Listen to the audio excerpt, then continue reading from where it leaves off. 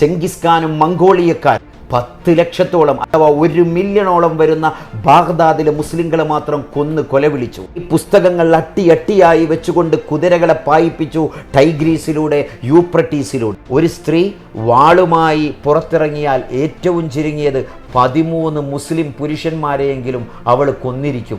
ബഗ്ദാദ് നഗരം ഏറ്റവും ചുരുങ്ങിയത് 8 നിലകളെങ്കിലുമുള്ള കെട്ടിടങ്ങൾ ആ കാലഘട്ടത്തിൽ 13ാം നൂറ്റാണ്ടുകളിൽ, ഏത് കാലം അറ്റ്ലാന്റിക്കിന്റെ തെരുവോരങ്ങളിൽ കക്ക പെറുക്കിക്കൊണ്ട് ഒപ്പിടാൻ പോലും അറിയാതെ നടന്നിരുന്ന ഒരു സമൂഹം, മണ്ണുകളെ കൊണ്ട് നിർമ്മിച്ചുകൊണ്ട് പുല്ലുകൾ മാത്രം വെച്ച യൂറോപ്പ്, ആ യൂറോപ്പിൽ നാഗരികത എന്താണെന്ന് പോലും അറിയാത്ത കാലഘട്ടത്തിൽ ബാഗ്ദാദിൽ നാഗരികമായ വിസ്മയങ്ങൾ തീർത്ത ഒരു കാലഘട്ടമായിരുന്നു. അമേരിക്കയിൽ 10 ലക്ഷത്തോളം വരുന്ന ആദിവാസികളെ കൊന്നത്, 60 ലക്ഷം ആളുകളെ, ജൂതന്മാരെ കൊന്ന ഹിറ്റ്ലർ. അതെ, എന്തോ നമ്മുടെ സമൂഹം ചരിത്രം പഠിക്കുന്ന വിഷയത്തിൽ വളരെ പിന്നിലാണ്.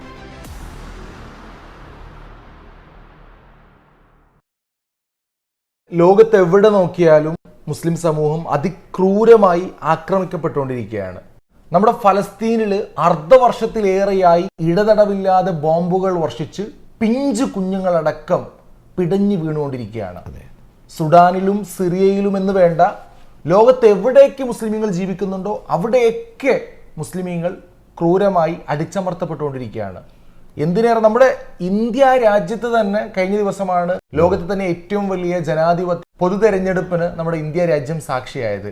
ആ തെരഞ്ഞെടുപ്പിന്റെ പ്രചരണത്തിനിടയിൽ നമ്മുടെ രാജ്യത്തിന്റെ, ഇന്ത്യയുടെ പ്രധാനമന്ത്രി തന്നെ പരസ്യമായി മൈക്ക് കെട്ടി മുസ്ലിം വിരുദ്ധ വർഗീയ വിദ്വേഷ പ്രസംഗം നടത്തി.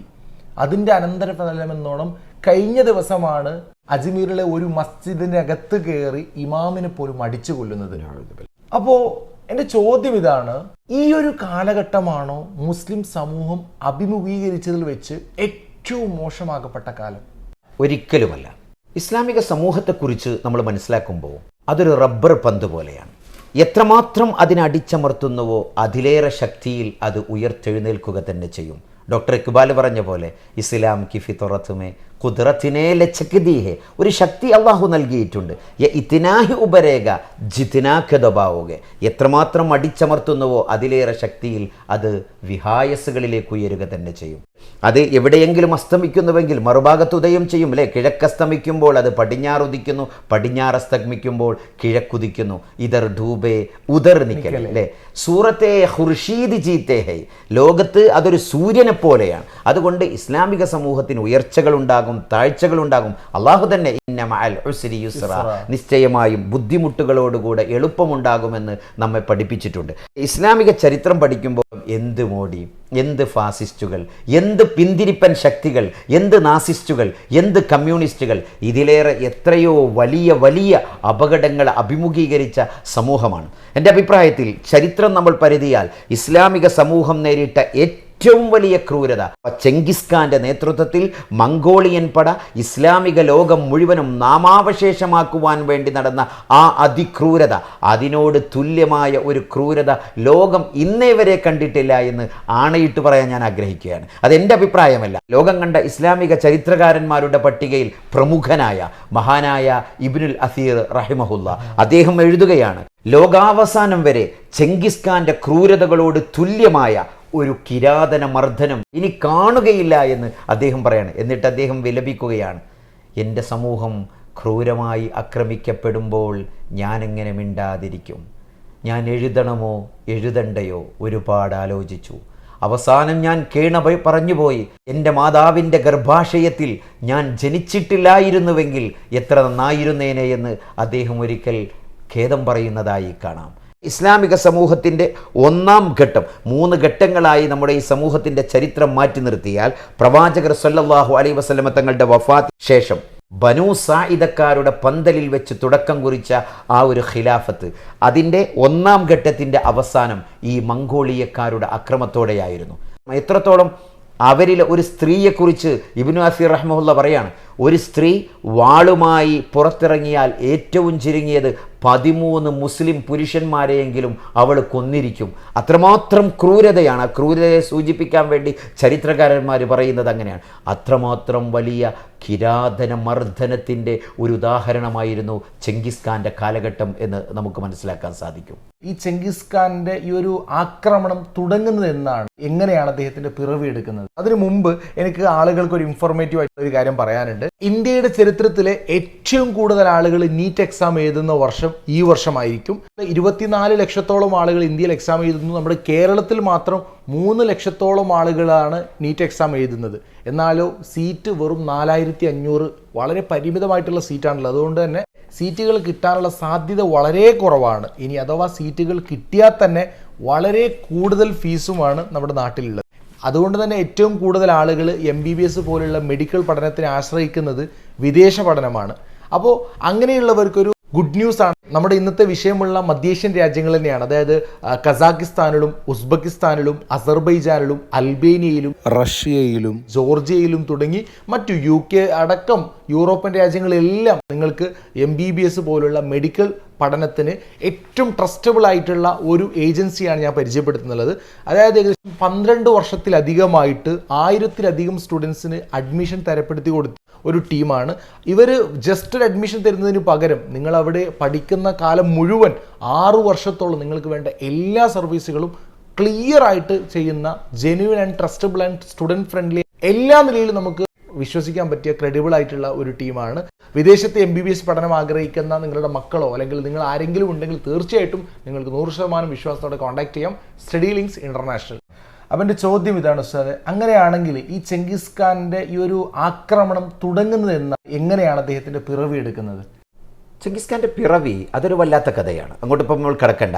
1165 മുതൽ 1227 വരെയാണ് ചെങ്കിസ് ഖാൻ്റെ ആ ഒരു ജീവിതകാലം. ചെങ്കിസ് ഖാൻ്റെ ഒരു പിറവി എന്ന് പറഞ്ഞാൽ അദ്ദേഹം ഒരു പ്രതികാരദാഹിയായിരുന്നു. അദ്ദേഹത്തിൻ്റെതായ ഒരുപാട് അദ്ദേഹത്തിൻ്റെ മാതാവിൻ്റെ പീഡനങ്ങൾ, പിതാവിൻ്റെ അടുക്കൽ നിന്ന് നേരിട്ട രംഗങ്ങൾ, ഇതൊക്കെ അദ്ദേഹത്തിൻ്റെ കഥ ഇപ്പം നമ്മളൊരു വിഷയമാക്കേണ്ടത്. ഏതായാലും ഈ ചെങ്കിസ് ഖാൻ പ്രാകൃതനായിരുന്നു, കാടനായിരുന്നു. പക്ഷേ മേത്തരം വസ്ത്രങ്ങൾ നോക്കി അത് വാങ്ങുകയും അതെവിടെയുണ്ടെങ്കിലും അത് ശേഖരിക്കുകയും ചെയ്യുക എന്നത് അദ്ദേഹത്തിൻ്റെ ഒരു സ്വഭാവമായിരുന്നു. അതായത് നല്ല വിലപിടിപ്പുള്ള പട്ടുവസ്ത്രങ്ങളൊക്കെ വാങ്ങുക എന്നൊരു സ്വഭാവമായിരുന്നു. അപ്പോൾ ആ കാലഘട്ടത്തിൽ ഈ ഒരു വസ്ത്രം, ഇപ്പോൾ ചൈനയും ഇന്ത്യയും ഒക്കെ അക്കാലഘട്ടത്തിൽ വ്യാപാര രംഗങ്ങളിൽ വളരെ വലിയ ഉന്നത ശ്രേണി കൈവരിച്ചെങ്കിലും അന്ന് ഇസ്ലാമിക സമൂഹമാണ്, മുസ്ലിം സമൂഹത്തിലെ രാജാക്കന്മാരും ഖലീഫമാരും അവരായിരുന്നു മേത്തരം വസ്ത്രങ്ങൾ, ഉന്നത വസ്ത്രങ്ങളും അതുപോലെ മോടി കൂടിയ മറ്റു ആഭരണങ്ങളുമൊക്കെ വാങ്ങുകയും അതൊക്കെ കച്ചവടം ചെയ്യുകയും ഉൽപ്പാദിപ്പിക്കുകയും ചെയ്തിരുന്നത്. അക്കാലഘട്ടത്തിൽ ഇസ്ലാമിക ലോക സമൂഹത്തെക്കുറിച്ചൊന്ന് പഠിക്കുകയാണെങ്കിൽ അന്ന് വ്യത്യസ്ത ഖിലാഫത്ത് നിലനിൽക്കുന്നതാണ്. ഒരു ഭാഗത്ത് സെൽജൂക്കികൾ, മറ്റൊരു ഭാഗത്ത് മംലൂക്കികൾ, ഇങ്ങനെ ഖവാരിസ്മികളുടെ ഭരണം നടക്കുന്നു. ലിക്കുല്ലി ഖബീലത്തിൻ അമീറുൽ മുഅ്മിനീന വ മിമ്പറു. ഓരോ കബീലക്കാർക്കും അവരുടേതായ അമീറുൽ മുഅ്മിനീനും അവർക്ക് മിമ്പറുമുള്ള ഒരു കാലഘട്ടത്തിലാണ് ഈ ചെങ്കിസ് ഖാൻ രംഗത്ത് വരുന്നത്. അങ്ങനെ മുഹമ്മദ് ഖവാരിസ്മിം ഷാ എന്ന പേരിൽ ഉസ്ബെക്കിസ്ഥാൻ കേന്ദ്രീകരിച്ചുകൊണ്ട് ഖവാരിസ്മി ഭരണം ഒരു വലിയ ഭരണമായി നടന്നുകൊണ്ടിരിക്കുകയാണ്. ആ ഒരു സന്ദർഭത്തിലാണ് ചെങ്കിസ് ഖാൻ മംഗോളിയയിൽ അധിപനായി വാഴുന്നത്. ക്രൂരനായ അദ്ദേഹത്തിൻ്റെ ഈ വസ്ത്രത്തോടുള്ള താല്പര്യത്തിൻ്റെ പേരിൽ ഏതാനും ചില കച്ചവടക്കാരെ അദ്ദേഹം ഖവാരിസ്മിയുടെ അടുക്കലേക്ക് അയക്കുകയാണ്. അവർ ചെന്നു വസ്ത്രം വാങ്ങാൻ വേണ്ടി ഖവാരിസ്മിയോട് സംസാരിക്കുന്ന വേളയിൽ ഇവർ ചാരന്മാരാണെന്ന് തെറ്റിദ്ധരിച്ചു അദ്ദേഹം. ആര്? ഖവാരിസ്മി. അങ്ങനെ ഈ വന്ന കച്ചവട സംഘത്തെ അതിക്രൂരമായി ഖവാരിസ്മി ഭരിച്ചു. അത് നമ്മുടെ ഭാഗത്ത് തെറ്റുണ്ടെങ്കിലും നമ്മൾ തുറന്നു പറയണല്ലോ. അന്ന് അദ്ദേഹം ആ ഖവാരിസ്മി ഭരണകൂടത്തിലെ ഭരണാധികാരിക്ക് സംഭവിച്ച ഒരു കയ്യബദ്ധമായിരുന്നു. അദ്ദേഹം ഈ വിഭാഗത്തെ ചാരന്മാരാണെന്ന് തെറ്റിദ്ധരിച്ചുകൊണ്ട് വധിക്കുകയും കെട്ടിത്തൂക്കുകയും ചെയ്തു. ഈ സംഭവം ചെങ്കിസ് ഖാൻ അറിയുകയാണ്. അറിഞ്ഞപ്പോൾ ഇതിൻ്റെ വിശദീകരണം ചോദിച്ചുകൊണ്ട് അദ്ദേഹം ഒരു പ്രതിനിധി അയച്ചു ഖവാരിസ്മി ഷായുടെ അടുക്കലേക്ക്. ഷാഹിയുടെ അടുക്കൽ ഈ ഒരു പ്രതിനിധി വരികയും വിശദീകരണം ചോദിക്കാൻ തുടങ്ങുകയും ചെയ്തപ്പോഴേക്ക് ക്രൂരമായ രീതിയിൽ അദ്ദേഹത്തെയും വധിച്ചു ഖവാരിസ്മി ഭരണകൂടം. ഇതൊന്നും ഇസ്ലാമിക ലോകത്ത് കേട്ടുകേൾവിയില്ലാത്തതാണ്, അല്ലെങ്കിൽ ഇത്തരം ക്രൂരതകൾക്ക് ഒരു നിലക്കും ന്യായീകരിക്കാൻ പറ്റാത്ത രീതിയാണ്. നമ്മളിപ്പോ ചരിത്രം പറയുമ്പോൾ തന്നെ നമ്മൾ അടിവരായിട്ട് പറയേണ്ട ഒരു കാര്യമുണ്ട്. കാരണം ഇവര് ചെയ്ത് കൂട്ടുന്നതൊന്നും ഇസ്ലാമിന്റെ പേരിലല്ല. ഓരോ അന്ന് നമ്മൾ പറഞ്ഞ രാജവാഴ്ചയാണ് അവരുടെ ഓരോ രാജാക്കന്മാരുടെയും അവരുടേതായ സ്വാർത്ഥ താല്പര്യങ്ങളുടെ ഫലമായി വരുന്ന ചില മോശപ്പെട്ട സ്വഭാവങ്ങളാണ്. നമ്മുടെ ഇന്ത്യയിലേക്ക് പോർച്ചുഗീസുകാർ വന്നു, ഡച്ചുകാർ വന്നു, ബ്രിട്ടീഷുകാർ വന്നു. ഇവരെ പറങ്കികളെ എന്നും നമ്മൾ ക്രിസ്ത്യാനികളുടെ പേരിലല്ല ലേബിളല്ല. അവരെ ഒരു സാമ്രാജ്യത്വ ശക്തികളായിട്ടാണ്. തീർച്ചയായും അവരുടെ പേരിൽ ഒരിക്കലും എല്ലാ ക്രിസ്ത്യാനികളും മോശമാണെന്ന് നമുക്ക് പറയാൻ കഴിയില്ല. അതേപോലെ ഖവാറസ്മികൾ അവർ യഥാർത്ഥ ഖലീഫ നമുക്കറിയാം ബാഗ്ദാദ് കേന്ദ്രീകരിച്ചുകൊണ്ടാണുള്ളത്. ഇദ്ദേഹം ഇതിനിടയിൽ രാജഭരണം അതിനൊക്കെ ഒരുപാട് ചരിത്ര പശ്ചാത്തലം. ഏതായാലും ഈ ഖവാറിസം ഷാ അവിടെ ഭരിച്ചുകൊണ്ടിരിക്കുന്ന അവസരത്തിൽ വസ്ത്രവ്യാപാരത്തിനായി വന്ന വിഭാഗത്തെ തെറ്റിദ്ധരിച്ചുകൊണ്ട് കൊല്ലപ്പെടുകയും അത് വിശദീകരിക്കാൻ വേണ്ടി വന്ന ദൂതനെയും വധിക്കുകയും ചെയ്തു. ഈ സംഭവം അരങ്ങേറിയതോടുകൂടെ ചെങ്കിസ് ഖാൻ ഇതിന് പ്രതികാരമെടുക്കാൻ തീരുമാനിച്ചു. ഈ ചെങ്കിസ് ഖാനെ കുറിച്ച് ഖവാറസ്മി ഭരണത്തിന് വലിയ അറിവില്ല. കാരണം ടാഷ്കൻഡും ബുഖാറയും സമർക്കന്തുമൊക്കെ കേന്ദ്രീകരിച്ചുകൊണ്ടാണ് ഖവാറസ്മി ഭരണമുള്ളത്. അപ്പോൾ അതിനിടയ്ക്ക് ഉസ്ബെക്കിസ്ഥാൻ കഴിഞ്ഞാൽ പിന്നെ കസാക്കിസ്ഥാനാണ് വരുന്നത്. കസാക്കിസ്ഥാൻ കഴിഞ്ഞാൽ പിന്നെ വലിയ സ്റ്റെപ്പികളാണ്, വിശാലമായി കിടക്കുന്ന സ്റ്റെപ്പികൾ. ആ സ്റ്റെപ്പികളിൽ മനുഷ്യന്മാരില്ല. സ്റ്റെപ്പികളെക്കുറിച്ച് നമ്മൾ കസാക്കിസ്ഥാൻ പോയ സമയത്ത് നമുക്കറിയാലോ, അവിടെ വെച്ചാണ് ആദ്യമായി കുതിരയെ സവാരിക്ക് പറ്റുമെന്ന് പഠിച്ചത്. എവിടെയാണ്? ഈ കസാക്കിസ്ഥാനിലെ വിശാലമായി കിടക്കുന്ന സ്റ്റെപ്പികളിൽ വെച്ചാണ്. മരുഭൂമി, പീഠഭൂമി എന്നൊക്കെ നമുക്ക് പറയാം. അഥവാ സഹാറ മരുഭൂമി കഴിഞ്ഞാൽ ലോകത്തെ ഏറ്റവും വലിയ മരുഭൂമിയാണ് ഈ ഭാഗത്ത്. അപ്പൊ ഈ മരുഭൂമിയാണ് മംഗോളിയയുടെയും ഇതിനെയും ഇടയിലുള്ളത്. അപ്പൊ അവിടെ അങ്ങകലെയുള്ള ഈ ഭരണാധികാരികളെ കുറിച്ച് വലിയൊരു ചിത്രമാർക്കുണ്ടായിരുന്നില്ല, ഖവാറസ്മിക് ഭരണകൂടത്തിൽ ഉണ്ടായിരുന്നില്ല. ഈ ഒരു പ്രതികാരദാഹികളായ ചെങ്കിസ് ഖാന്റെ നേതൃത്വത്തിൽ മംഗോളിയൻ പട ഖവാറസ്മിലേക്ക് അഥവാ ഉസ്ബെക്കിസ്ഥാനിലേക്ക് കയറി. അങ്ങനെ ആദ്യം തന്നെ വന്നുകൊണ്ട് മൊത്തം കൊല ചെയ്തു. ഈ രാജാവ് അവിടെ നിന്ന് ഒളിച്ചോടി, ഒരു മരുഭൂമിയിലേക്ക് ഒളിച്ചോടി. അദ്ദേഹത്തിൻ്റെ മകൻ അധികാരത്തിൽ വന്ന് അദ്ദേഹം അല്പം പിടിച്ചു നിൽക്കാൻ വേണ്ടി ശ്രമിച്ചെങ്കിലും പിടിച്ചു നിൽക്കാൻ കഴിഞ്ഞില്ല. ഇതൊരു കുത്തൊഴുക്ക് പോലെ ഓരോ വലായജിരിമന്നക്കും ശനആനു ഖൗമിൻ അലാ അല്ലാ തഅദിലു യഅദിലു ഹുവ അഖറബു ലിത്തഖ്വ എന്ന് നമുക്ക് കാണാം. നീതി നമ്മൾ നിരക്കുമ്പോൾ അള്ളാഹുവിൻ്റെ പരീക്ഷണമാണ്, അനീതിയാണ് അദ്ദേഹം ചെയ്തത്. അപ്പോൾ അതിൻ്റെ ഒരു പരീക്ഷണം എന്നോണം അള്ളാഹു കൊടുത്തത് തന്നെയാണ്. സമ്പൂർണ്ണമായും നശിച്ചു. എത്രത്തോളം ബുഖാറയിലും സമർക്കന്ദിലും ടാഷ്കൻഡിലുമൊക്കെ ലക്ഷക്കണക്കിന് മുസ്ലിം സമൂഹത്തെ കൊന്ന് കൊലവിളിക്കുകയും അവിടെയുള്ള ബുക്ക് സ്റ്റാളുകളും ഇവർ പ്രാകൃതന്മാരാണ്, കാടന്മാരാണ്. അവർക്ക് എന്താണ് പുസ്തകങ്ങളെന്നറിയില്ല, എന്താണ് വിജ്ഞാനം എന്താണെന്നറിയില്ല, എന്താണ് വേദഗ്രന്ഥങ്ങളെന്നറിയില്ല. അതുകൊണ്ട് തന്നെ എല്ലാം മലീമസമാക്കുകയും മലമൂത്ര വിസർജനം നടത്തി മൊത്തത്തിൽ നശിപ്പിച്ചു. അങ്ങനെ ആ നശിപ്പിച്ചതിൻ്റെ ഭാഗമായി ബുഖാറയും സമർക്കന്തുമൊക്കെ മനുഷ്യ രക്തങ്ങളാൽ ചെഞ്ചായമണിയുകയും കബദ്ധങ്ങളാൽ കുന്നുകൂടുകയും ചെയ്തു. അങ്ങനെ അവസാനം 1227 ആകുമ്പോഴേക്ക് ചെങ്കിസ് ഖാൻ മരിക്കുകയാണ്. അതിനുശേഷം അദ്ദേഹത്തിൻ്റെ പിന്മുറക്കാരായ മക്കൾ അവർ അവിടെ നിന്നില്ല, അവർ ഇറാനിലേക്ക് കടന്നു. ഹോലാക്കോ 3 പരമ്പര, ഹോലാക്കയോടുകൂടെ അത് അവസാനിക്കുകയാണ്. ഈ ചെങ്കിസ് ഖാനും അദ്ദേഹത്തിൻ്റെ മകനും അഥവാ ഹോലാക്കയുടെ കാലമായപ്പോഴേക്ക് അദ്ദേഹം ഇറാനിലേക്ക് കടന്നു. പിന്നെ അദ്ദേഹം സിറിയയിലേക്ക് കടന്നു, അലപ്പോ നഗരത്തിലേക്ക് കടന്നു, ഡമസ്കസിലേക്ക് കടന്നു. അവിടെ മുഴുവനും കൊന്നും കൊലവിളിച്ചു. നമുക്കറിയാം അതിൻ്റെ മുൻപുള്ള ഒരു അവസ്ഥ എന്ന് പറഞ്ഞാൽ മഹാനായ സലാഹുദ്ദീൻ അയ്യൂബി റളിയല്ലാഹു അൻഹു ധീരമായ നിലപാടുകളോടുകൂടെ മുസ്ലിം സമൂഹത്തിന് ഇസ്സത്ത് തിരിച്ചു കൊണ്ടുവന്ന ഒരു ഭരണാധികാരിയായിരുന്നു. പക്ഷേ അദ്ദേഹത്തിന് ശേഷം പിന്നെ അദ്ദേഹത്തിൻ്റെ മക്കൾ പരസ്പരം പോരടിച്ചു. സാലിഹ് അയ്യൂബ് ഒരു ഭാഗത്ത് ഭരിക്കുന്നു, അലപ്പോയിൽ മറ്റൊരു മകൻ, അതുപോലെ തന്നെ മറ്റൊരു ഭാഗത്ത് വേറെ ഭരണാധികാരികൾ. ഇങ്ങനെ ഭരണം നടത്തിക്കൊണ്ടിരിക്കുന്ന കാലഘട്ടത്തിലാണ് നാം നേരത്തെ സൂചിപ്പിച്ച ഓരോ കബീലക്കും ഓരോ അമീറുൽ മുഅ്മിനീൻ എന്ന രീതിയിൽ ഭരണം നടത്തിക്കൊണ്ടിരിക്കുന്ന കാലഘട്ടത്തിലാണ് കുരിശ് യുദ്ധത്തിലെ വിജയത്തിൻ്റെ പ്രതാപങ്ങൾ മുഴുവനും കെട്ടടങ്ങിയ ഒരു യുദ്ധമായിരുന്നു ഈ മംഗോളിയക്കാരുടെ യുദ്ധം. അങ്ങനെ അലപ്പോ നഗരത്തിൽ വന്നു. സാലിഹ് അയ്യൂബ് അദ്ദേഹത്തോട് സമരസപ്പെടേണ്ടി വന്നു. ഇങ്ങനെ പലരും, സലാഹുദ്ദീൻ അയ്യൂബിയുടെ മക്കൾ പോലും പലതും അധികാരത്തിന് വേണ്ടി പണയം വെക്കേണ്ടി വന്നു. പലരും പിടിച്ചു നിൽക്കാൻ ശ്രമിച്ചെങ്കിലും ഇവരുടെ ഈ പ്രളയത്തിൻ്റെ മുമ്പിൽ പിടിച്ചു നിൽക്കാൻ സാധിക്കാതെ ക്രൂരമായ രീതിയിൽ വധിക്കപ്പെടുകയാണ്. അങ്ങനെ ഇസ്ലാമിക നഗരങ്ങളായ ഇറാഖിൻ്റെയും ഇറാനിൻ്റെയും ഇതര രാജ്യങ്ങളുടെയും ഒക്കെ തെരുവോരങ്ങളിൽ ഇവൻ മനുഷ്യ മക്കളെ കൊണ്ട് പന്താടി. എത്രത്തോളം അവസാനം ബാഗ്ദാദിൻ്റെ തെരുവോരങ്ങളിൽ വന്നു. ബാഗ്ദാദ് നമുക്കറിയാം, ഏത് ബാഗ്ദാദ്? ഇസ്ലാമിക ലോകത്ത് തൂങ്ങുന്ന ഉദ്യാനങ്ങളുള്ള ഏറ്റവും ചുരുങ്ങിയത് 8 നിലകളെങ്കിലുമുള്ള കെട്ടിടങ്ങൾ ആ കാലഘട്ടത്തിൽ 13-ാം നൂറ്റാണ്ടുകളിൽ 8 നിലകളിലെങ്കിലുമുള്ള കെട്ടിടം. ഏത് കാലം? യൂറോപ്പിലൊക്കെ അറ്റ്ലാന്റിക്കിൻ്റെ തെരുവോരങ്ങളിൽ കക്ക പെറുക്കിക്കൊണ്ട് ഒപ്പിടാൻ പോലും അറിയാതെ നടന്നിരുന്ന ഒരു സമൂഹം ആ കാലഘട്ടത്തിൽ അന്നത്തെ അവിടുത്തെ വീടുകളെക്കുറിച്ച് വായിക്കുമ്പോൾ കേവലം മണ്ണുകളെ കൊണ്ട് നിർമ്മിച്ചുകൊണ്ട് പുല്ലുകൾ മാത്രം വെച്ച യൂറോപ്പ്, ആ യൂറോപ്പിൽ നാഗരികത എന്താണെന്ന് പോലും അറിയാത്ത കാലഘട്ടത്തിൽ ബാഗ്ദാദിൽ നാഗരികമായ വിസ്മയങ്ങൾ തീർത്ത ഒരു കാലഘട്ടമായിരുന്നു. അന്നാണ് ഈ ചെങ്കിസ് ഖാൻ അങ്ങോട്ട് കടന്നു വരുന്നത്. ചെങ്കിസ് ഖാന്റെ പരമ്പരയിൽപ്പെട്ട ഹോലാക്കോയുടെ നേതൃത്വത്തിൽ ഈ ഉദ്യാന നഗരമായ ബാഗ്ദാദിന്റെ തെരുവോരങ്ങളിൽ ഇറങ്ങി നടന്നുകൊണ്ട് 10 ലക്ഷത്തോളം അഥവാ 1 മില്യണോളം വരുന്ന ബാഗ്ദാദിലെ മുസ്ലിങ്ങളെ മാത്രം കൊന്ന് കൊലവിളിച്ചു. അവരുടെ രക്തം കൊണ്ട് ടൈഗ്രീസും യൂപ്രട്ടീസും ഒക്കെ ചെഞ്ചായമണിഞ്ഞു. നാം നേരത്തെ സൂചിപ്പിച്ച പോലെ പ്രാകൃതന്മാരായ ഇവർ ബാഗ്ദാദിലെ ദാറുൽ ഹിക്മയിലെയും ഇതര ലൈബ്രറികളെയും പുസ്തകങ്ങൾ അത് ടൈഗ്രീസ് നദിയിലേക്ക് വലിച്ചെറിഞ്ഞു. എന്നിട്ട് ഈ പുസ്തകങ്ങൾ അട്ടിയായി വെച്ചുകൊണ്ട് കുതിരകളെ പായിപ്പിച്ചു ടൈഗ്രീസിലൂടെ, യൂപ്രട്ടീസിലൂടെ. ഇങ്ങനെ ലോക ചരിത്രത്തിൽ തുല്യതയില്ലാത്ത ക്രൂരതകൾക്ക് ബാഗ്ദാദ് നഗരവും അലപ്പോയും ഡമസ്കസും അതുപോലെ ഇസ്ലാമിക നഗരങ്ങളായ മറ്റു ഒരുപാട് അതുപോലെ ഇസ്ലാമിക നഗരങ്ങളായ മറ്റു ഒരുപാട് പട്ടണങ്ങളും വിധേയമായി.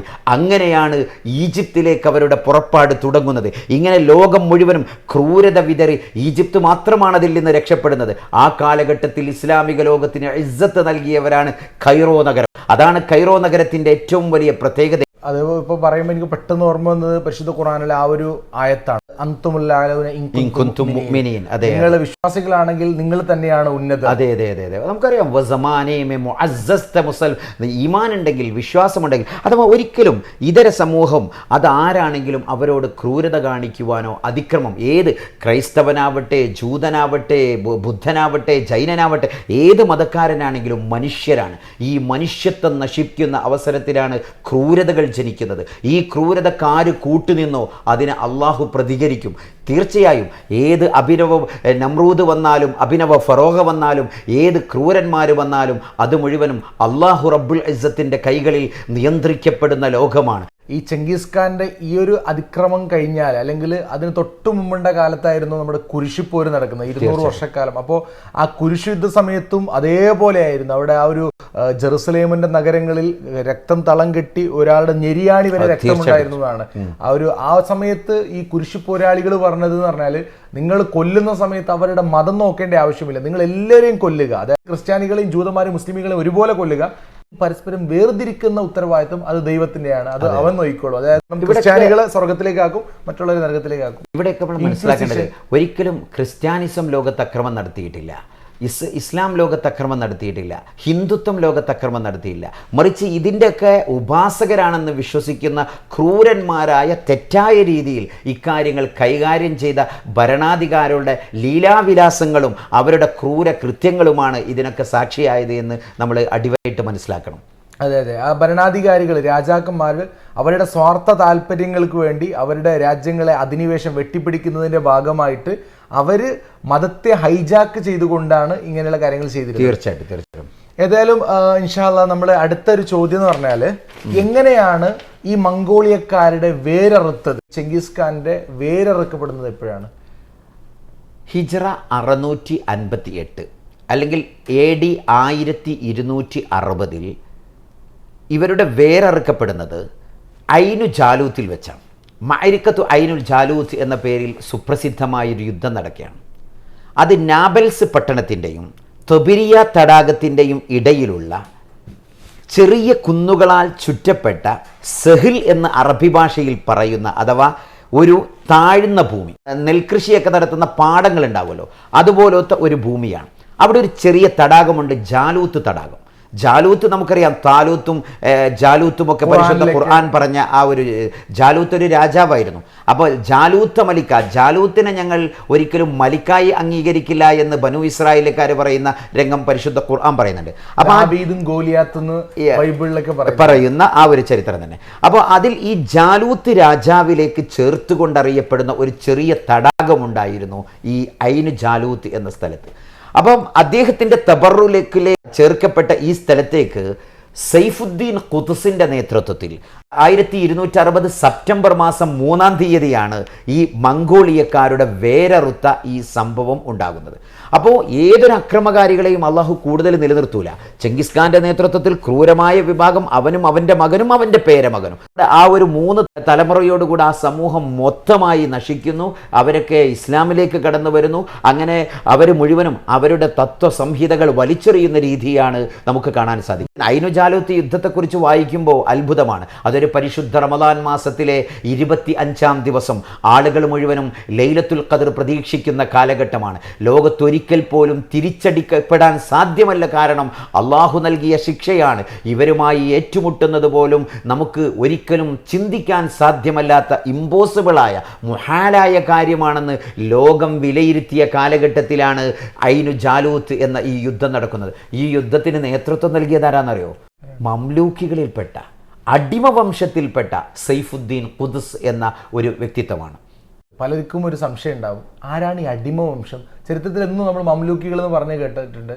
അപ്പോൾ ഈ അടിമവംശം എന്ന് പേര് വരാൻ കാരണം അവരടിമകളായ അവിടെ തന്നെയാണ് നമ്മൾ മനസ്സിലാക്കേണ്ടത്. പരിശുദ്ധ ഇസ്ലാം ഒരിക്കലും അടിമയാണ്, ഉടമയാണ്, വെളുത്തവനാണ്, കറുത്തവനാണെന്ന നിലക്ക് ആർക്കും സ്ഥാനം നൽകുന്നില്ല. അറബിയൻ അല അജമിയൻ, തീർച്ചയായിട്ടും വെളുത്തവന് കറുത്തവനേക്കാൾ ഒരു സ്ഥാനമില്ല. കഴിവാണ് മാനദണ്ഡം. അപ്പോൾ ഭരിക്കുവാനും ഖലീഫയാകുവാനും ഒക്കെ മാനദണ്ഡം എന്താണ്? അവൻ്റെ തഖ്വയും അവൻ്റെ കഴിവുമാണ്. അവൻ ആ രംഗത്തുള്ള സ്കിൽ അല്ലെങ്കിൽ അവൻ്റെ എബിലിറ്റിയാണ് ആ വിഷയത്തിൽ അവിടെ അളക്കപ്പെടേണ്ടത്. ഖവാറസിമികൾ, ഹഷാഷികൾ, ഇങ്ങനെ തുടങ്ങി വ്യത്യസ്ത ഭരണാധികാരികൾ ലോകത്തിൻ്റെ നാനാഭാഗത്തുമുണ്ട്. അപ്പോൾ അതിൽ സലാഹുദ്ദീൻ അയ്യൂബിയുടെ ഒരു മകൻ മാത്രമാണ് ഈജിപ്ത് ഏറ്റെടുത്തുകൊണ്ട് ഭരണം നടത്തിക്കൊണ്ടിരിക്കുന്നത്. ആ കാലഘട്ടത്തിൽ അദ്ദേഹം മരണപ്പെട്ടു. അങ്ങനെ മരണപ്പെട്ടു. അദ്ദേഹത്തിൻ്റെ പിന്മുറക്കാർക്കിടയിൽ തർക്കങ്ങൾ വന്നു. അങ്ങനെ ആരും ഭരിക്കാനില്ലാതെ വന്നു. അങ്ങനെ സലാഹുദ്ദീൻ അയ്യൂബിയുടെ പിന്മുറക്കാരനായ ഒരാൾ കല്യാണം കഴിച്ചിരുന്നു ഷജറത്തു ദുർ എന്ന് പറഞ്ഞ ഒരു സ്ത്രീയെ. ഈ ഷജറത്തു ദുർ വലിയ ബുദ്ധിമതിയായ ഒരു പെണ്ണായിരുന്നു. അവളും ഒരു അടിമ വംശത്തിൽപ്പെട്ട സഹോദരിയായിരുന്നു. അവരെ പിന്നീട് സലാഹുദ്ദീൻ അയ്യൂബിയുടെ ഒരു പേരമകൻ കല്യാണം കഴിച്ചു. അങ്ങനെ അവർ ചെറുപ്പത്തിൽ മരിച്ചതോടുകൂടെ ഷജറത്തു ദുർ അധികാരത്തിൽ വന്നു. അപ്പോഴാണ് ലാ യുഫ്ലിഹു ഖൗമുൻ വല്ലൗ അംറഹും ഇംറഅ, ഒരു സമൂഹവും വിജയിക്കുകയില്ല, ആ സമൂഹം സ്ത്രീകൾക്ക് അധികാരമേൽപ്പിക്കുന്ന ഒരു സമൂഹം വിജയിക്കുകയില്ല എന്ന ഹദീസുമായി ഫത്വകൾ പുറപ്പെടുവിച്ചു ഇസ്ലാമിക ലോകം. അങ്ങനെ സുൽത്താനുൽ ഉലമ എന്ന പേരിൽ അറിയപ്പെട്ട അൽ ഇസ് ബിൻ അബ്ദുസ്സലാം എന്ന മഹാനായ ഒരു പണ്ഡിതൻ, അദ്ദേഹത്തിൻ്റെ അപ്രൂവോടുകൂടെ ഈ ഫത്വ വന്നപ്പോൾ ഷജറത്തു ദുർ എന്ത് ചെയ്തു? അദ്ദേഹം അടിമ വംശത്തിൽ തന്നെ പെട്ട 4 പേരുണ്ട്. വളരെ ശ്രദ്ധേയരായ ഈ അടിമ വംശത്തിൻ്റെ തുടക്കമാണ് അങ്ങയുടെ ചോദ്യം. ഇതിന് നമ്മൾ വിട്ടുപോയി. അടിമ വംശം എങ്ങനെ തുടങ്ങുന്നതെന്ന് പറഞ്ഞാൽ, സലാഹുദ്ദീൻ അയ്യൂബി റളിയല്ലാഹു അൻഹു അടക്കമുള്ള ഭരണാധികാരികൾക്കൊരു സ്വഭാവമുണ്ടായിരുന്നു. അവർ ഉസ്ബെക്കിസ്ഥാനിലേക്കും അസർബൈജാനിലേക്കും അതുപോലെ ജർമ്മനിയിലേക്ക്, അക്കാലഘട്ടത്തിൽ ജർമ്മനി ഇന്നത്തെ തുർക്കി ലോകത്തൊക്കെ നഖാസി ചന്തകൾ എന്ന് പറയും. അത് നഖാസി ചന്ത എന്ന് പറയുമ്പോൾ അടിമകളെ വിൽക്കുന്ന ചന്ത. ഈ അടിമച്ചന്തകളിൽ നല്ല ചെറിയ കുട്ടികളെ, കഴിവുള്ള, നല്ല രസമുള്ള, അല്ലെങ്കിൽ നല്ല തൻ്റെയിടമുള്ള, കാണാൻ കഴിവും ശക്തിയും ശേഷിയുമൊക്കെയുള്ള ഈ കുട്ടികളെ നോക്കി വാങ്ങിക്കൊണ്ടുവരും. എന്നിട്ട് ഇവർ വാങ്ങിക്കൊണ്ടുവന്ന് ഇവരെ നല്ല രീതിയിൽ വളർത്തും. അവർക്കാവശ്യമായ മുഴുവൻ സൗകര്യങ്ങളും നൽകി അവർക്ക് സൂഫി ഖാൻഗാഹുകളിലും ദർവേഷുകളിലുമൊക്കെ വിദ്യാഭ്യാസം നൽകി അവരെ വളർത്തും. അങ്ങനെ വളർത്തുന്ന കൂട്ടത്തിൽ ഒരുപാട് ആളുകൾ ലോകത്ത് അങ്ങനെ വളർന്നു. അങ്ങനെ വ്യത്യസ്ത അടിമ വിഭാഗമുണ്ട്. ഇതിൽ മുഅസ്കറുൽ ബുർജിയ, അതുപോലെ മുഅസ്കറുൽ ബഹരിയ, മുഅസ്കറുൽ മുഷാത്ത് എന്നിങ്ങനെ വ്യത്യസ്ത അടിമകളുണ്ടാവും. അപ്പോൾ ഈ ബുർജിയ എന്ന് പറഞ്ഞാൽ അവർ മല കയറുവാനും പർവ്വതങ്ങളിലും ഉയരങ്ങളിലുമൊക്കെ കയറുവാനും ഇറങ്ങുവാനും ഒക്കെ പരിശീലനം നേടിയ അടിമകൾ. അവരെ മുഅസ്കറുൽ ബഹരിയ, ഇവർ ഇസ്ലാമിക ലോകത്തിൻ്റെ മിലിറ്ററി ആയിട്ട് മാറുകയാണ്. പിന്നെ അവരെ സ്വതന്ത്രരാക്കുകയാണ്, അടിമകളാക്കി നിലനിർത്തുകയല്ല, അവരെ സ്വതന്ത്രരാക്കിക്കൊണ്ട് അവരെ വാഴുവാനുള്ള അധികാരം നൽകുകയാണ്. അങ്ങനെ ഈ ഓരോ വിഭാഗം അവർ ഏത് രംഗത്താണോ അവർ ചെറുപ്പം മുതലേ ട്രെയിൻ ചെയ്യുന്നത് ആ വിഭാഗത്തിലായി ഈ അടിമകൾ വ്യാപിച്ചു. ഇക്കൂട്ടത്തിൽ നമ്മൾ നോട്ട് ചെയ്യേണ്ട 4 അടിമകളായ ആളുകളുണ്ട്. ഒന്ന് ഫാരിസുദ്ദീൻ അക്താബായി, മറ്റൊന്ന് സൈഫുദ്ദീൻ ഖുദ്സ്, സൈഫുദ്ദീൻ ഖുദ്സ്, മറ്റൊന്ന് റുക്നുദ്ദീൻ ബീബറസ്, നമ്മൾ ബർബറോസ എന്നൊക്കെ നമ്മൾ അറിയപ്പെടുന്ന റുക്നുദ്ദീൻ, അതുപോലെ മറ്റൊന്ന് ഇസ്സുദ്ദീൻ ഐബക്. ഇങ്ങനെ 4 പേർ. ഇവർ അടിമ വംശത്തിൽപ്പെട്ടവരാണ്. അവർ അവരുടെ ജോലികളിൽ നൈപുണ്യം തെളിയിച്ചവരാണ്. അപ്പോൾ ഷജറത്തു ദുർറ് അവർക്ക് അധികാരത്തിൽ തുടരാൻ പറ്റില്ല എന്ന് ഇസ്ലാമിക ലോകത്തിൻ്റെ ഫത്വ വന്നപ്പോൾ ആ സമയത്താണ് അദ്ദേഹം ഷജറത്തു ദുർറ് ഭർത്താവായി റുക്നുദ്ദീൻ ഐബക്കിനെ സ്വീകരിക്കുന്നത്. കാരണം താനും അടിമ വംശത്തിൽപ്പെട്ടയാളാണ്. അപ്പോൾ റുക്നുദ്ദീൻ ഐബക്കുമായി കല്യാണത്തിൽ ഏർപ്പെട്ടു. അങ്ങനെ റുക്നുദ്ദീൻ ഐബക്കിനെ തൻ്റെ ഭരണാധികാരിയായി പിൻസീറ്റ് ഡ്രൈവിംഗ് നടത്തിയാൽ ഷജറത്തു ദുർറ്. അങ്ങനെ അവർ ഭരിച്ചുകൊണ്ടിരിക്കെ പെട്ടെന്ന് റുക്നുദ്ദീൻ ഐബക്ക് മറ്റൊരു പ്രേമത്ത് കുടുങ്ങി. അദ്ദേഹം അലപ്പോ നഗരത്തിലെ ഒരു ഗവർണറുടെ മകളുമായി അടുപ്പത്തിലാവുകയും ഷജറത്തു ദുർറിൽ നിന്ന് മെല്ലെ മെല്ലെ അകലുവാനും തുടങ്ങി. അതോടുകൂടെ ഷജറത്തു ദുർറിന് ഈ വിഷയത്തിൽ ദേഷ്യം തോന്നുകയും റുക്നുദ്ദീൻ ഐബക്കിനെ കൊലപ്പെടുത്തുകയും ചെയ്തു. അങ്ങനെ അതിന് പകരമായി അവിടെ ഒരു പ്രശ്നങ്ങൾ വന്നു. അങ്ങനെ പ്രശ്നങ്ങളിൽ ബർബറോസ എന്ന് പറഞ്ഞ അദ്ദേഹത്തെ നാട് കടത്തേണ്ടി വന്ന ഒരു രംഗക്കുണ്ടായി. അതിനൊക്കെ മുൻകൈ എടുത്തത് സൈഫുദ്ദീൻ ഖുദ്സ് ആയിരുന്നു ആ കാലഘട്ടത്തിൽ. അങ്ങനെ അവസാനം ഷജറത്തു ദുർറിൻ്റെ ഭർത്താവ് മരണപ്പെട്ടപ്പോൾ പകരം ഭരണാധികാരി വന്നത് അതിൻ്റെ മുൻ ഭരണാധികാരിയുടെ ഒരു മകനുണ്ടായിരുന്നു, 15 വയസ്സ് മാത്രം പ്രായമായ ഒരു ഭരണാധികാരി. അവർ ഈജിപ്തിൻ്റെ മൊത്തം ഭരണാധികാരിയായി തുടരുന്ന കാലഘട്ടത്തിലാണ് മഹാനായ അൽ ഇസ്സുബ്നു അബ്ദുസ്സലാം എന്ന സുൽത്താനുൽ ഉലമ, ലോകത്തെ ഏറ്റവും ആദ്യം സുൽത്താനുൽ ഉലമ എന്ന ഓമനപ്പേരിൽ സ്ഥാനപ്പേരിൽ പ്രസിദ്ധനായത് ഷെയ്ഖ് അൽ ഇസ്സുബ്നു അബ്ദുസ്സലാമാണ്. ഈജിപ്തിലാണ് അദ്ദേഹത്തിൻ്റെ മഖബറ. നമ്മളെ ഫത്ഹുൽ മുഈനൊക്കെ വായിച്ചാൽ നമുക്കറിയാം, കാല ഷെയ്ഖുന എന്നൊക്കെ പറയും, ഷെയ്ഖുൽ ഇസ്ലാം, ഷെയ്ഖുന എന്നൊക്കെ പറയുമ്പോൾ അദ്ദേഹത്തിൻ്റെ ഷെയ്ഖന്മാരുടെ കൂട്ടത്തിൽ മഹാനായ ഇബ്നു ഹജർ അൽ ഹൈതമി തങ്ങൾ, അവരുടെ ഷെയ്ഖുമാർ, അവരുടെ മശായിഖുമാർ, അങ്ങനെ സക്കരിയ അൻസാരി തങ്ങൾ, അവരുടെയൊക്കെ ഷെയ്ഖുമാരുടെ പരമ്പരയിൽ വരുന്ന ഒരു വലിയ പണ്ഡിതനാണ് അൽ ഇസ്സുബ്നു അബ്ദുസ്സലാം. അദ്ദേഹമാണ് ആ ഒരു പണ്ഡിതോചിതമായ ദൗത്യം നിർവഹിക്കുന്നത്. അദ്ദേഹം പറഞ്ഞു, ഇപ്പോൾ മംഗോളിയക്കാർ നമ്മളുടെ തലയെടുത്തുകൊണ്ടിരിക്കുന്ന ഒരു കാലഘട്ടമാണ്. ഈ ഒരു കാലഘട്ടത്തിൽ ഈ ഒരു ചെറുപ്പക്കാരനായ എട്ടും പൊട്ടും തിരിയാത്ത ഒരു കുഞ്ഞിനെ അധികാരമേൽപ്പിക്കുന്നത് ശരിയല്ല. അപ്പോൾ അതിന് പകരമായി നമുക്ക് ആരെ ഏൽപ്പിക്കാം? സൈഫുദ്ദീൻ ഖുദ്സ് എന്ന അടിമ വംശജനായ ആളെ അധികാരമേൽപ്പിക്കാം. ആ കാലഘട്ടത്തിൽ യുദ്ധതന്ത്രജ്ഞാനിയും ബുർജിയ രംഗത്തൊക്കെ, അഥവാ മല കയറുവാനും ഇറങ്ങുവാനും ഒക്കെ ശക്തി തെളിയിച്ച അദ്ദേഹത്തെ അൽ കൽബുൽ മസ്ഊർ എന്നാണ് അന്ന്, അഥവാ ചെന്നായയാണ് ഇദ്ദേഹം എന്നാണ്. ബൈബറസിനെ വിളിച്ച പോലെ തന്നെ ഇദ്ദേഹത്തെ വിളിച്ചത് ആ നിലക്ക് വളരെ മോശമായ രീതിയിൽ പേരിട്ടുകൊണ്ടാണ്. ഖുദ്സ് എന്ന് പറഞ്ഞാൽ എന്താണ്? ഇസ്സാണ്. നമുക്ക് അങ്ങോട്ട് വരാം. അപ്പോൾ ചുരുക്കി പറഞ്ഞാൽ ഈ ഖുദ്സ് എന്ന സൈഫുദ്ദീൻ ഖുദ്സ് എന്ന ഈ ഒരു പടയാളിയെ അധികാരത്തിലേറ്റുന്നതാണ് നല്ലതെന്ന് അന്നത്തെ സുൽത്താനുൽ ഉലമ ഫത്വ കൊടുക്കുകയാണ്. അപ്പോൾ അതിൻ്റെ അടിസ്ഥാനത്തിൽ ഈ ചെറുപ്പക്കാരനെ ഭരണത്തിൽ നിന്ന് മാറ്റി. അപ്പോൾ പറഞ്ഞു, അടിമക്ക് എങ്ങനെ അധികാരം കൊടുക്കാം?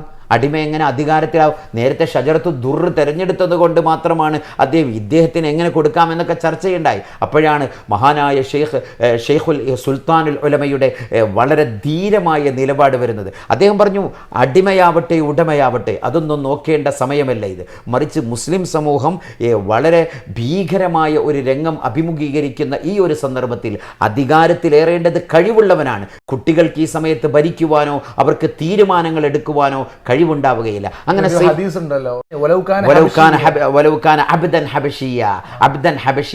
ഒരു കറുത്ത നീഗ്രയാണ് നിന്റെ നേതാവെങ്കിലും അവനെ നീ അനുസരിക്കണമെന്ന് പ്രവാചകർ സല്ലല്ലാഹു അലൈഹി വസല്ലം. അപ്പോൾ തൻ്റെ തീരുമാനപ്രകാരം ഫാരിസുദ്ദീൻ അക്തബായിയെ കുറിച്ചുള്ള ചർച്ചകളുണ്ട്.